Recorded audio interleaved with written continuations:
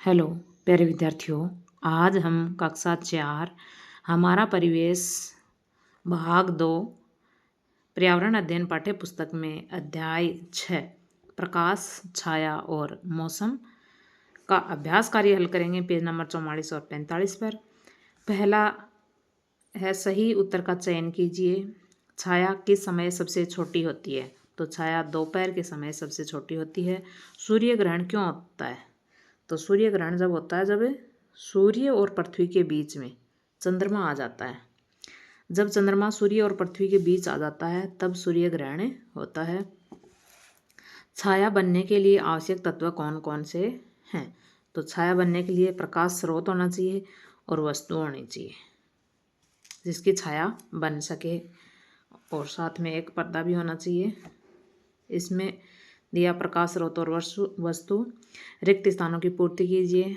जब सूर्य होता है तब छाया सबसे छोटी होती है।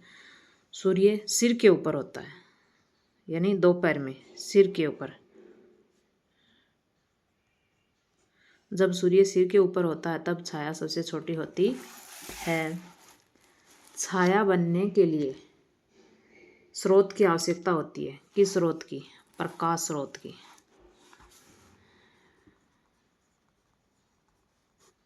छाया बनने के लिए प्रकाश स्रोत की आवश्यकता होती है। जब प्रकाश किसी वस्तु से टकराता है तो उसके पीछे छाया बनती है।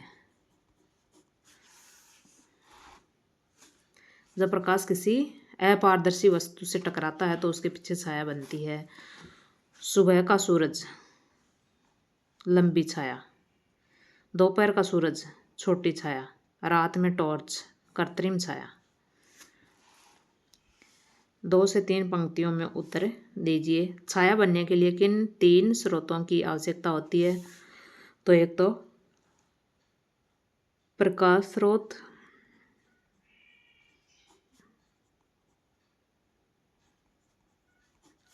पहला तो प्रकाश स्रोत, दूसरा वस्तु और तीसरा क्या चाहिए? पर्दा जिस पर छाया बने। तो 3 स्रोतों की आवश्यकता होती है। सूर्य ग्रहण कैसे होता है? जब सूर्य व पृथ्वी के बीच चंद्रमा आ जाता है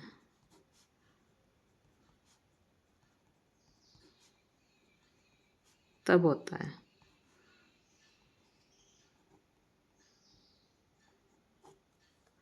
तब सूर्य ग्रहण होता है। जब सूर्य व पृथ्वी के बीच चंद्रमा आ जाता है तब सूर्य ग्रहण होता है। अगला है हमारा, दिन के समय छाया का आकार क्यों बदलता रहता है? तो सूर्य की स्थिति के कारण। सूर्य की विभिन्न स्थितियों के कारण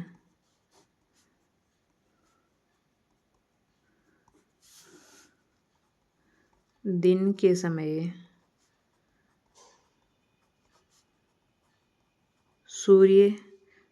छाया का आकार, दिन के समय छाया का आकार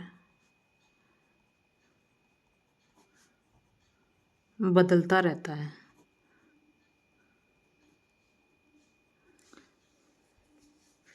अगला हमारा प्रश्न है 4 का, यदि किसी वस्तु का आकार बदल दिया जाए तो उसकी छाया भी बदलेगी या नहीं और क्यों? हाँ, किसी वस्तु का आकार बदल दिया जाए तो छाया भी बदलेगी, और क्यों? तो हम लिखेंगे छाया किसी वस्तु की आकृति यानी आकार और स्थिति पर निर्भर करती है। स्थिति के अनुसार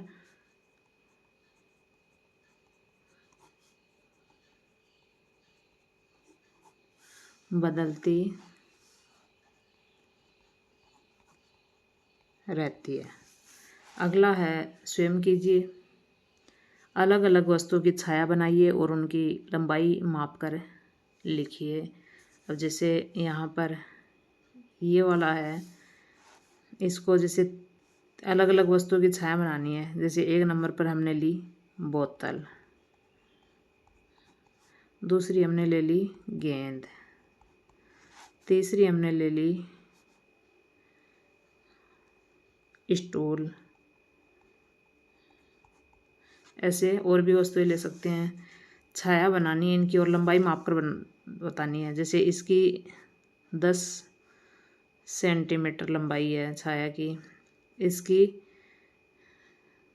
3 सेंटीमीटर है, इसकी 25 सेंटीमीटर लंबाई है छाया की। ऐसे ही आप और भी ले सकते हैं।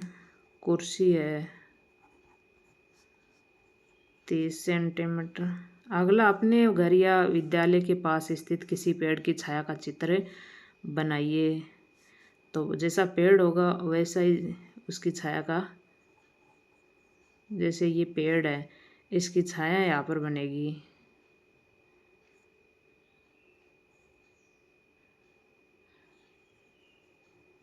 ऐसे